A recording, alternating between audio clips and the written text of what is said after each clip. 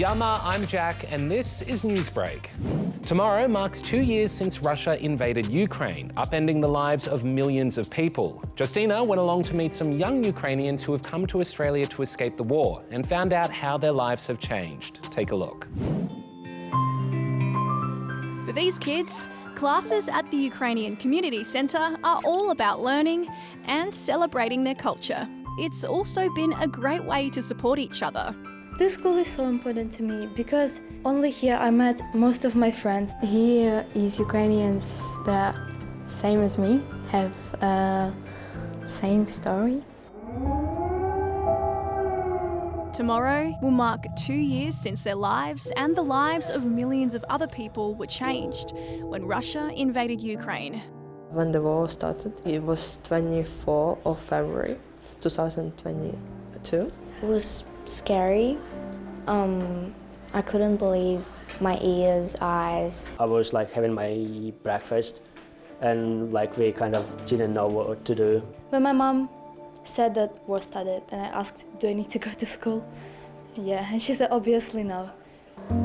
Another year has passed and we are no longer closer to the end of this illegal and unjustified war.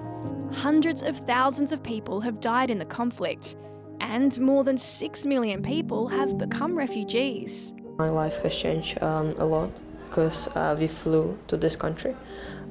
We haven't done this before. I get to change myself to fit into social norms. Everything is different. It was really scary. We thought it would be for 3 days, but now it's 2 years and yeah. Ukraine has been relying on financial help from other countries, like the US, but lately some politicians have been questioning whether support should continue. The Republican-led House will not be jammed or forced into passing a foreign aid bill. But other countries are still helping out. And I think these 50 billion euros for 4 years also send a very strong message to Putin. But what most people want is an end to the war. It's not going to be an easy escape. I don't know how long it will go for. I hope the war will end as soon as possible. I'd really love our people to stay alive and everything to be all right. Firefighters in Victoria have been battling a massive blaze in the state's west. The fire near the town of Beaufort broke out yesterday and quickly spread, forcing lots of locals to evacuate. Real worried, yeah. I can't think. I'm just sort of, I've got a real sickening tummy. Emergency crews were also fighting large bushfires in Tasmania.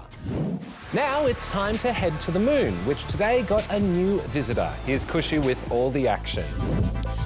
It's the moment we were all waiting for. Yep, earlier today the Odysseus spacecraft successfully landed on the moon. Okay, this is just a simulation, but it's still pretty exciting stuff. The Odysseus moonlander took off 8 days ago and was powered by a private company called Intuitive Machines with a SpaceX rocket and some help from NASA. It's a pretty big deal because it's not only the first ever private mission to successfully land on the moon, it's also the first American spacecraft to visit since Apollo 17 back in 1972. Congratulations to everyone involved in this great and daring quest. Odysseus is carrying a whole bunch of scientific equipment, so it can help researchers carry out tests and learn more about the moon's surface, which will come in handy for NASA's Artemis mission, which is hoping to send astronauts out to the moon next year. What a triumph! This feat is a giant leap forward for all of humanity. Stay tuned. Oh, we will, Bill. We will. Well, it's time to grab your cowboy hats because Beyoncé has broken a record. The singer has just become the first black female artist to reach #1 on the country music Billboard charts with her latest single, Texas Hold'em.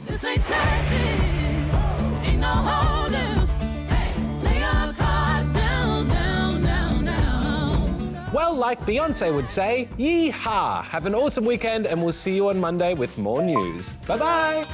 This ain't no Texas. Ain't no Hold'em.